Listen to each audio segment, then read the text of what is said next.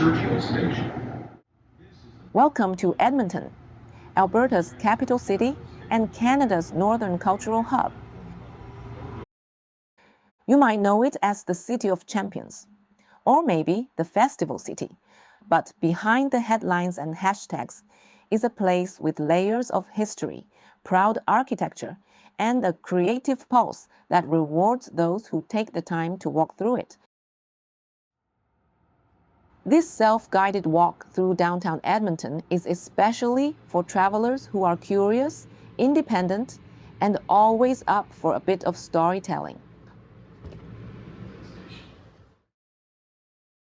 Long before European settlers arrived, these lands were home to the Cree, Blackfoot, Nakota Sioux, and other First Nations, who fished the rivers, foraged the land, and built thriving communities.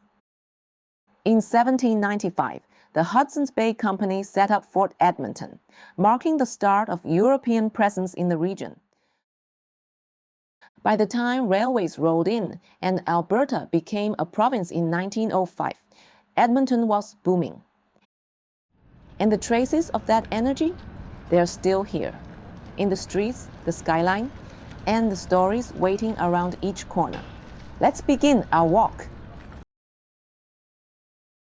Right in the heart of downtown, we find Churchill Square, Edmonton's central plaza, and the backdrop for many of the city's biggest festivals. From street performers and food trucks to rallies and pride celebrations, something is always going on here. But visit on a weekday, it can feel unexpectedly quiet, maybe even a little rough around the edges. Still, on weekends, the energy returns, full of music, families, and life. A reminder that every city wears different faces depending on when you meet it.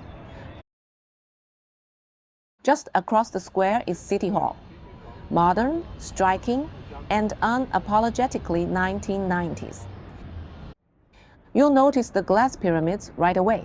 They were actually meant to be conical, referencing indigenous tipis. But public backlash changed the design. Still, they've become an Edmonton icon. Locals call it pyramid power. Inside, it's all natural light, civic pride, and a bell tower that rings out 25 notes above downtown. Bonus tip for fellow walkers: free washrooms and water fountains inside. Next up, the Art Gallery of Alberta. If you're a fan of bold design, this place is a stunner. The flowing steel ribbons outside were inspired by the Northern Lights. Inside, it's over 6,000 works of art, from Alberta talent to international heavyweights. Even if you're not usually a gallery goer, give this one a try. It's got soul, style, and a fantastic cafe if you just want to people watch over a flat white. Just a short stroll away, you'll find the Royal Alberta Museum, Western Canada's largest museum. It's part science, part social history, and totally immersive. Think mastodon bones, Cree beadwork, and full-size taxidermy you actually want to look at. Here's a tip from experience. Give yourself at least half a day. I arrived at 2:30 p.m. and was gently told it wasn't worth the ticket with only 90 minutes left. They were right. Heading east, we reach Boyle Street, Edmonton's original downtown. Most of it was redeveloped in the 70s, but a few gems remain, like the Gibson block, a Flatiron-style building with old-world charm and a pointed end that could slice the air. It's a reminder of Edmonton's early ambition. And while the neighborhood can feel a bit raw, it's still worth a daytime wander if you enjoy heritage architecture and the forgotten corners of the city.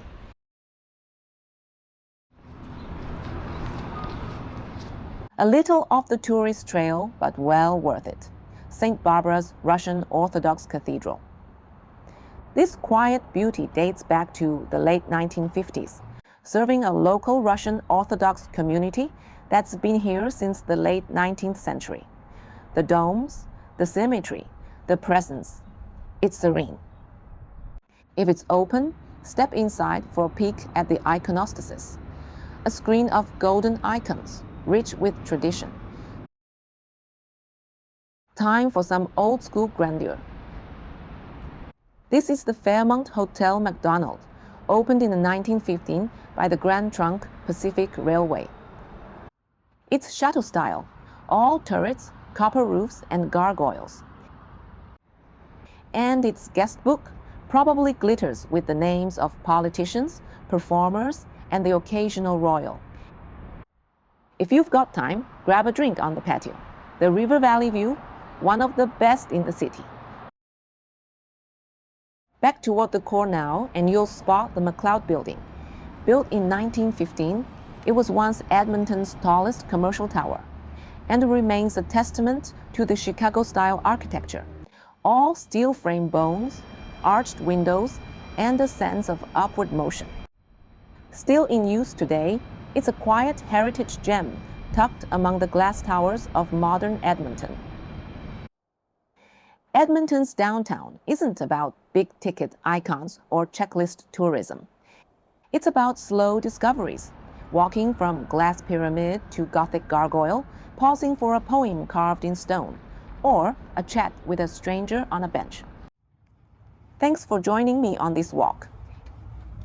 If you enjoyed it, don't forget to like, subscribe, and leave a comment with your favorite Edmonton memory. Until next time, keep wandering.